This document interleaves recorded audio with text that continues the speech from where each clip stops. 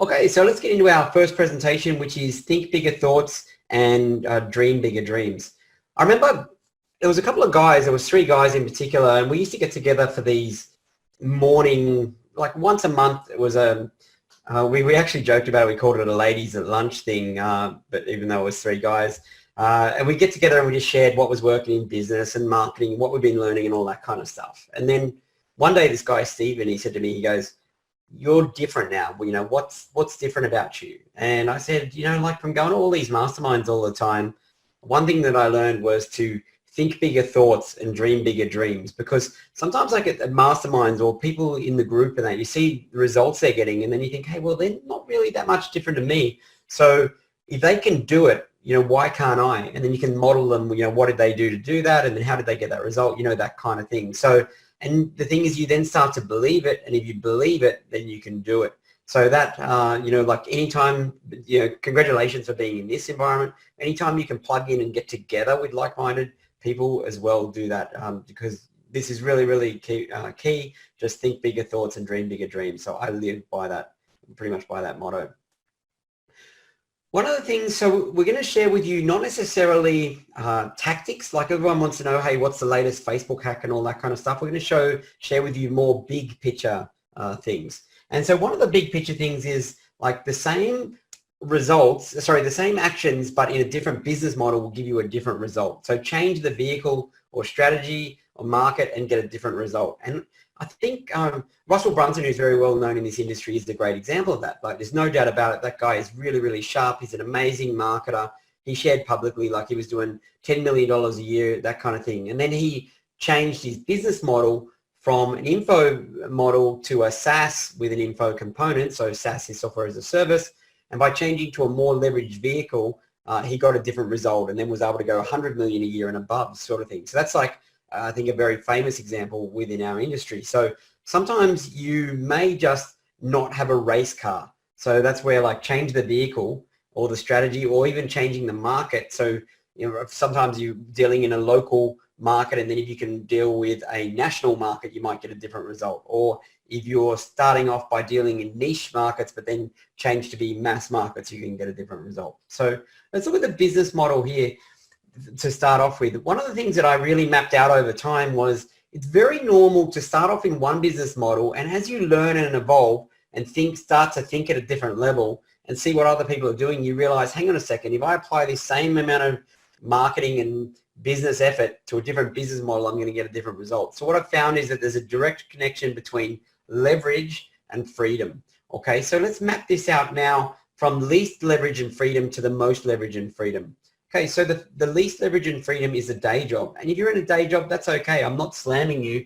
I used to have one as well. I personally don't recommend them because they don't have much in the way of leverage and they don't necessarily result in much freedom. But you can get freedom, if you do a day job and good investing, for example.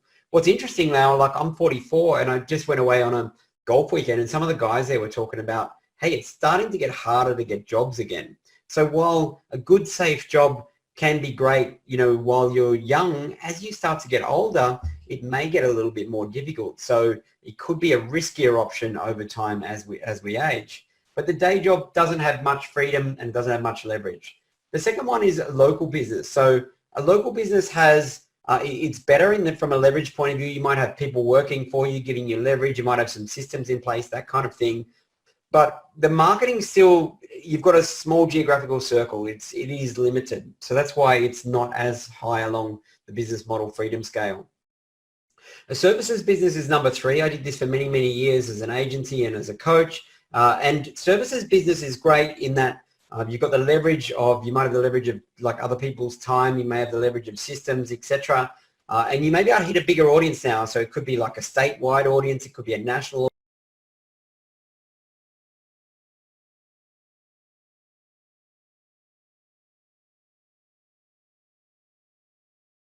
audience. It could even be a global audience that you can hit with your services business. So that's why it is better than the local business. So next along, actually these two you could swap either way. You could argue that information business could be next, or you could argue that e-commerce business could be next. And both have their pros and cons really. So the info business really has a higher profit as a general rule per unit sold than e-com, but it's often not as sellable a business unless you've done a really, really good job on it. Often it's really based around you. Whereas an e-commerce business can represent more freedom. There's the opportunity to do an exit. There's the opportunity to get away more because people don't, they might be buying your brand, but they might not be buying you as the founder, so to speak. So you're able to remove it and you're able to also build for an exit with e-commerce. So I love that. And then the ultimate model, really, like if you think about the biggest businesses in the world, they're all SaaS, software as a service. So whether this is Google, Facebook, etc., that really is the ultimate. And the reason why is because you've got leverage of like time, you've got leverage of with like so other people's times, you've got leverage of systems, you've got leverage of hosting. So you've got leverage of code, which is a big one. So you're using code to deliver most of the service, to deliver the product. And as we know, yeah, you might have a small amount of costs associated with hosting and bandwidth, but it's not the same as paying wages, and you can really hit a global thing. So this business model freedom scale, very, very normal to start off over, on that side with the day job and work your way over at time. And you might find one model that you're really good at, whether it's e-commerce or info or systems or services, and stop there, or you may decide to keep hopping along like sort of what I've done over the years. Okay, when we're thinking about growth now, most people are focused on what I call incremental growth. So, okay, so how do we get from 10K a month to 12K a month? And then what are we going to do? So we're going to add on another campaign and we're going to get to 14K a month. That kind of thing, incremental growth. And it's consistent and it is reliable, and that's what most people do. But, if we're thinking about think bigger thoughts and dream bigger dreams, sometimes we've got to focus on exponential growth. So these are things like, well, what can we do if we had to 10x our result, or if we had to 5x our result? What would we have to do and think and act differently to get that different result? And often by asking that better question, you get a better answer, okay? So it might be, well, like, hey, we've already got something working really, really well here in the US. Let's now clone it to Canada, or let's now clone it to Australia. You know what I mean? Those kinds of things. So it could be a whole other areas, or it could be, it's already working in this industry for agencies. Now let's clone it to coaches. Now let's clone it, that kind of thing. So it's really about getting those exponential jumps rather than the small incrementals of we're going to add on another campaign. A campaign can be an exponential jump though as well. So for example, you might be doing e-commerce on Shopify, and then you may get exponential growth by adding on Amazon, for example. So there's no right or wrong way of going about it. It's just like, think about, are you thinking incrementally, or are you thinking exponentially? And generally, incrementally will be easier at first, but it's kind of like the day job. It's consistent, but it's not as good in the long run as, really getting that focused on exponential growth.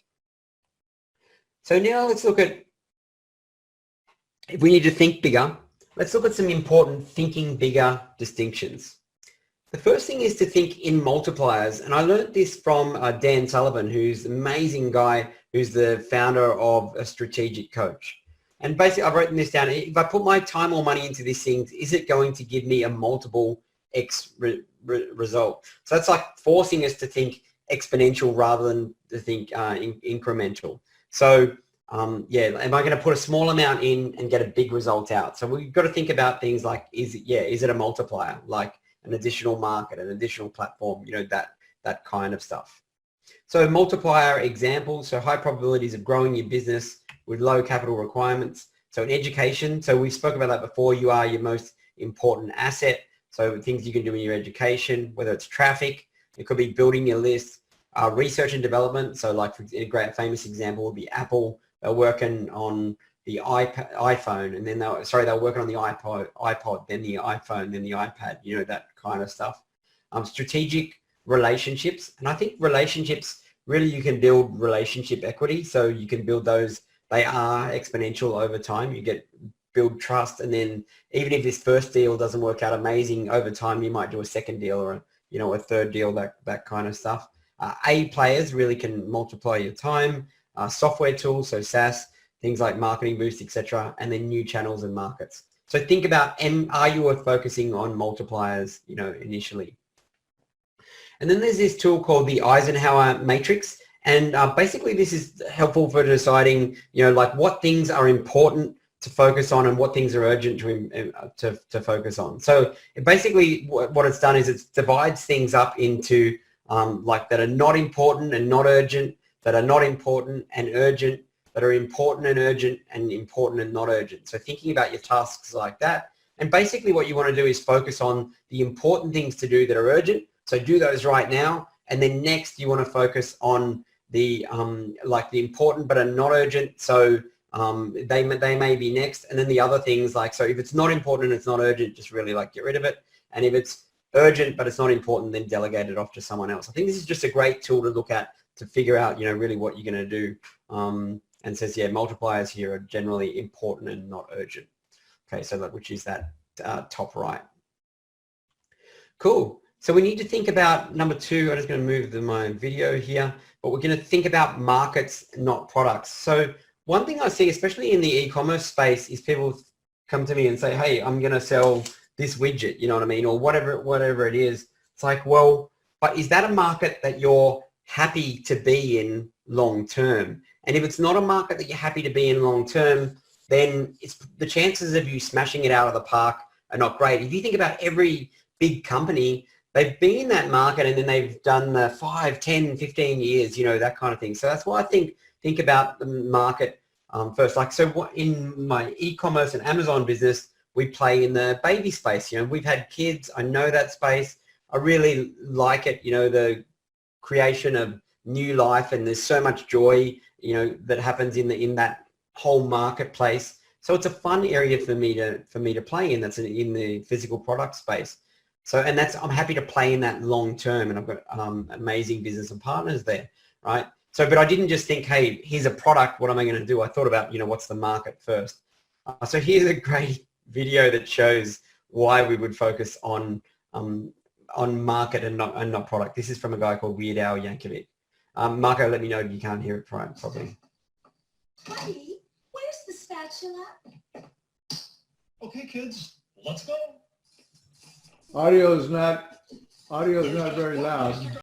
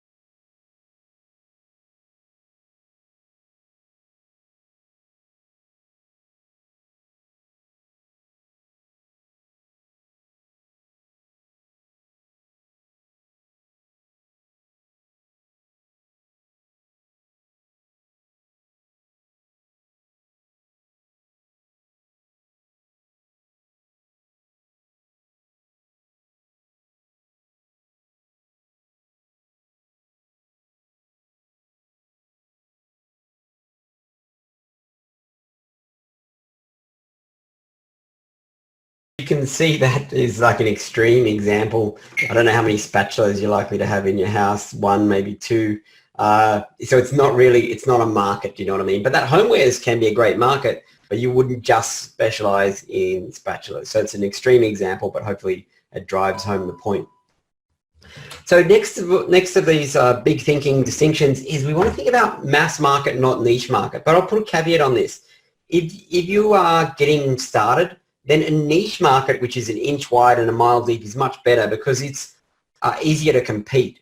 But and you can sell them multiple things over time, because ultimately you don't want to just do what I call one-shot marketing, where you make one transaction and then there's no repeat business. So that's where, like, going into a niche that can serve you multiple times is great. But as you become a better marketer, you want to really think about moving from niche markets to mass markets, because just like how changing business model can make a massive difference, changing from niche markets to mass markets allows you to go out to much bigger audience. So the same marketing effort can give you a much bigger result. So, but not for the beginners. It's more for the advanced. Okay, so then the second one here, and I'm just trying to move my video 1 sec. Sorry about that.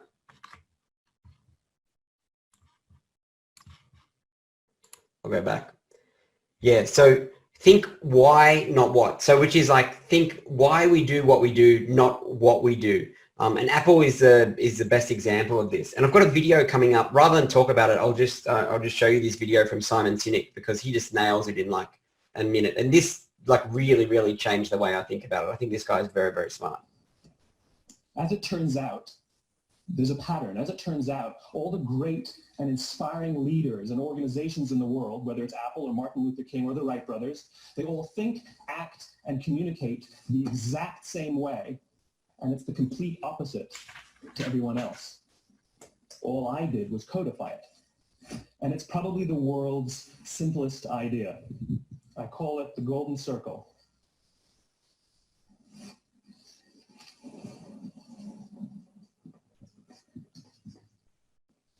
Why, how, what? This little idea explains why some organizations and some leaders are able to inspire where others aren't. Let me define the terms really quickly. Every single person, every single organization on the planet knows what they do 100%. Some know how they do it, whether you call it your differentiating value proposition or your proprietary process or your USP. But very few people or organizations know why they do what they do. And by why, I don't mean to make a profit. That's a result. It's always a result. By why, I mean what's your purpose? What's your cause? What's your belief?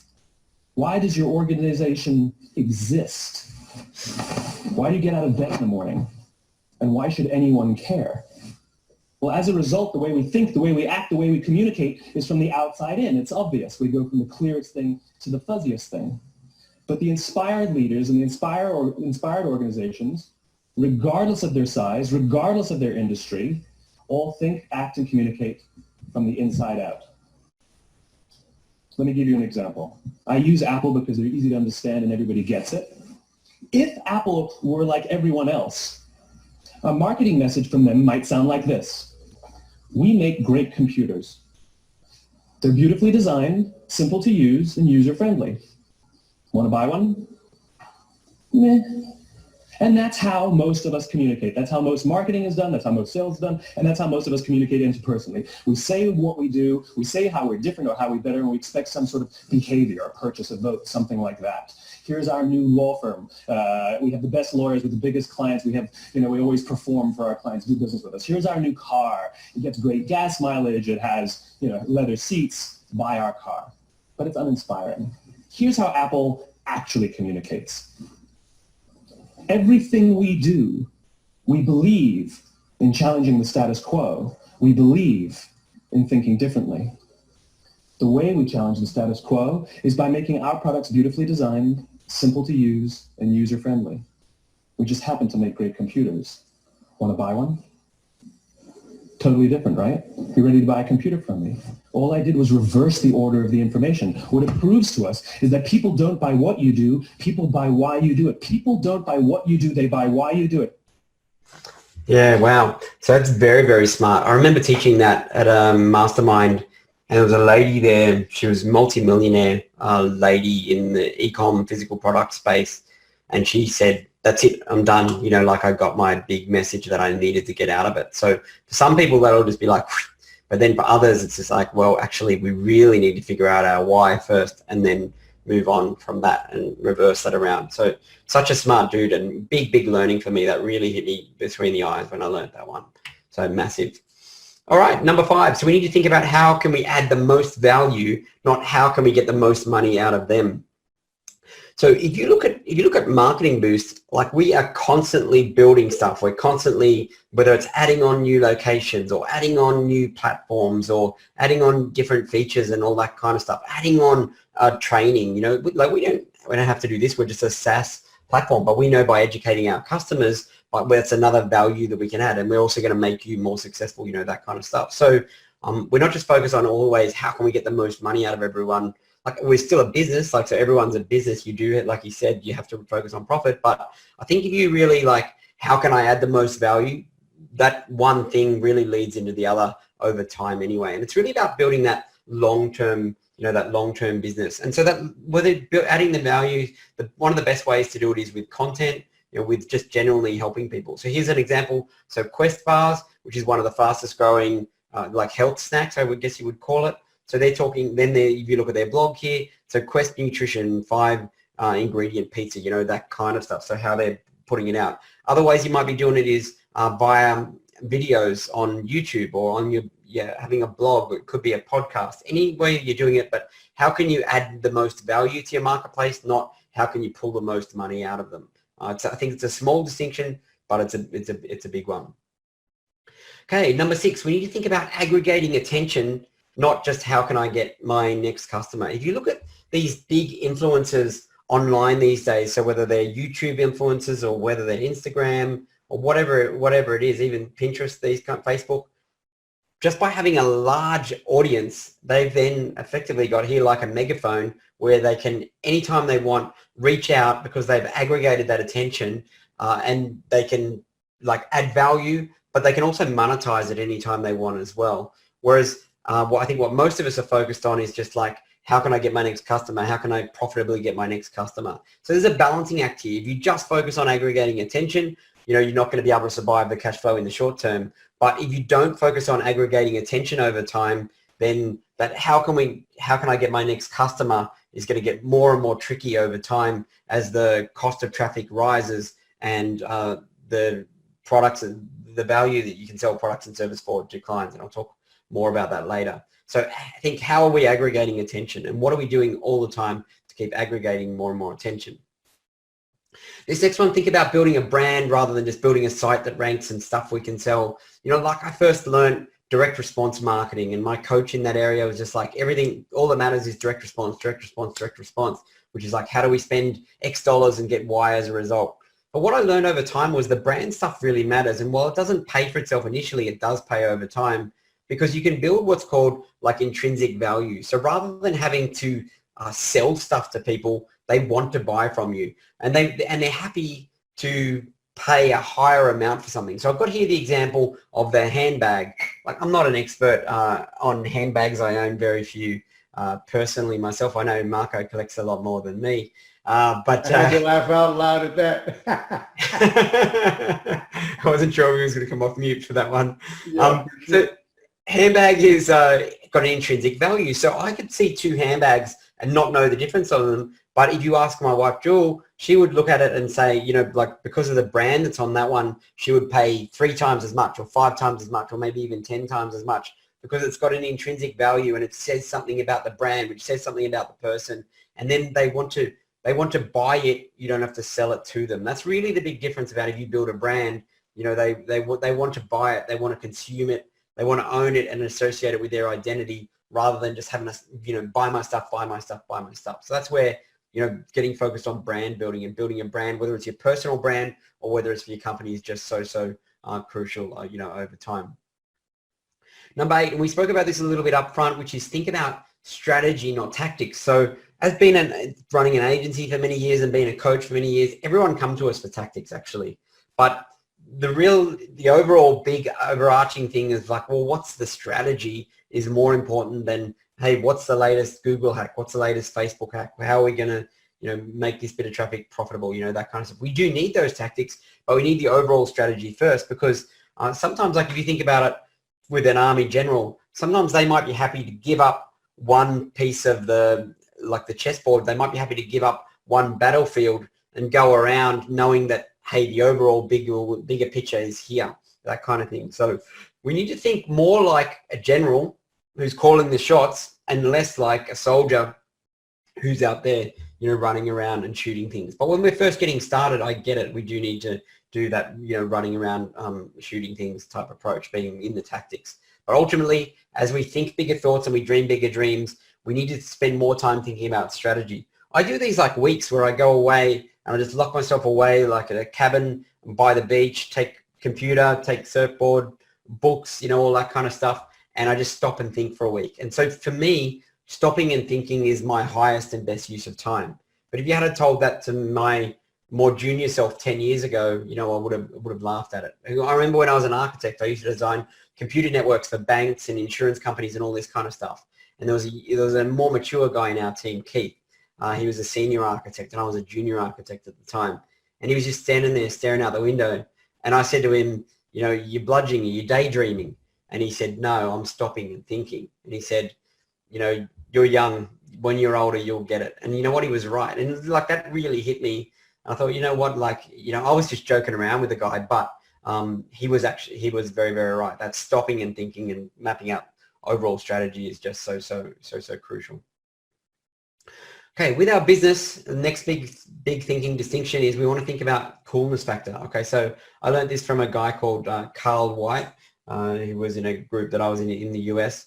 Very, very smart guy, and it really like changed the way I think about business, because if we can be making a lot of money, but if we're really stressed, that's bad for our health. If we're not enjoying it, then we're not going to want to show up and play full on every day, you know, that kind of thing. So we need to think about how do we generate coolness factor into our business. And every business that I look at, I think about, does it have coolness factor? So let's define coolness factor. So coolness factor in your business, in your life. So coolness factor equals income divided by stress. And so what we see from that is if our income goes down, our coolness goes down. And if our stress goes up, our coolness goes down. So this was like another big game changer for me, because at times I've had businesses where I thought, well, the coolness factor on this isn't really that great. It's not making that much money and I'm stressed all the time, you know what I mean? That kind of thing. Or it might be making a lot of money, but I'm stressed all the time, or, you know, or vice versa. So you've just really got to think, how are you going with a coolness factor in your business? And, you know, do you have a good income and low stress? And that's really going to result in, you know, being more happy there and happy to turn up and play hard all the time. So number 10, we want to think build to sell, not build to run. So sometimes as an entrepreneur on our journey, one of the things we actually need to really do is take money off the table. So I meet a lot of business owners who are just playing the cash flow game of, I'd put this much money and effort in and I pulled that much when we produce that much money in the business, whether it's like profit, but they're not necessarily pulling any money or very little money off the table and parking from business off into personal and getting investing and stuff happening. One of the greatest opportunities as an entrepreneur we have is to build a business that was further along on that business opportunity freedom scale that can then be built for an exit. And so say, for example, you can sell a business and pull 700,000 off the table, or you could pull 1.3 million off, or whatever it is. Then that is like a big jump forward in one period of time. And it allows you then to stop and think, and then think, well, okay, now I've got time. What is the next business that I really should be focused on? What is the next opportunity? Rather than, because I think it's very, very easy to create ourselves, you know, a job. Another common thing I see is a lot of people are in services business, and I get that, and it's fine. But sometimes if you're in a services business, you know that industry really, really well. So think about how can you sell the picks and shovels to the miners? Because if you think back to the gold rush days, the people that actually made the most money, except for a few exceptions who really like struck gold, they were the people who sold the picks and the shovels and the buckets and things to the miners. So how can you become the service provider for your industry? And can you do it with a SaaS? Can you do it with physical products? Can you do it with info product? You know, that kind of thing, which will really, really step you forward. So we don't want to just think incrementally, we want to think exponentially. So if you wanted to go from $1 million business to a $10 million business, it's not like, what do I need to do? It's really like, who do I need to become? Okay, so if you look at someone who's running a $10 million business, they think and act differently as a general rule to someone who's running a $1 million business. And someone who's running a $1 million business, they think and act differently from someone who's running a $100,000 business. So that's a big one, like not what do I need to do, but who do I need to become? And then so I like study billionaires and 100 millionaires and, you know, that kind of stuff. And I read their books and I listen to their interviews and all that kind of stuff. And I'm just picking up gems all the time because I'm constantly trying to reprogram my brain. One of the things that I'm doing at the moment is this thing called Blinkist. Blinkist is an app for the smartphone.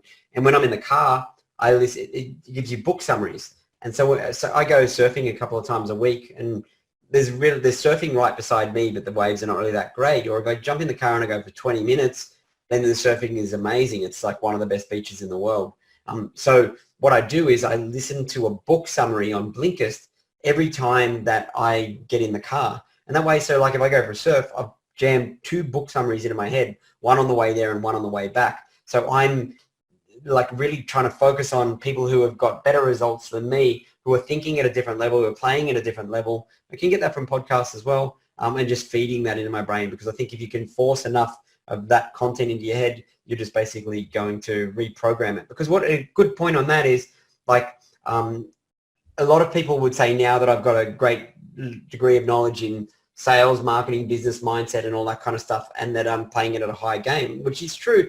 But if you think about me, like back at school days, I probably beat 2/3 of the state and 1/3 of the state beat me. So I was good, but I wasn't great. You know what I mean? But what I found is that your mindset and your knowledge, it's like your mind is a muscle, and you just got to keep working it and working it and working it. Whereas most people just stop. They work it a little bit and then they stop, you know, so that kind of thing. So really, like, who do I need to become and what do I need to do to make that happen?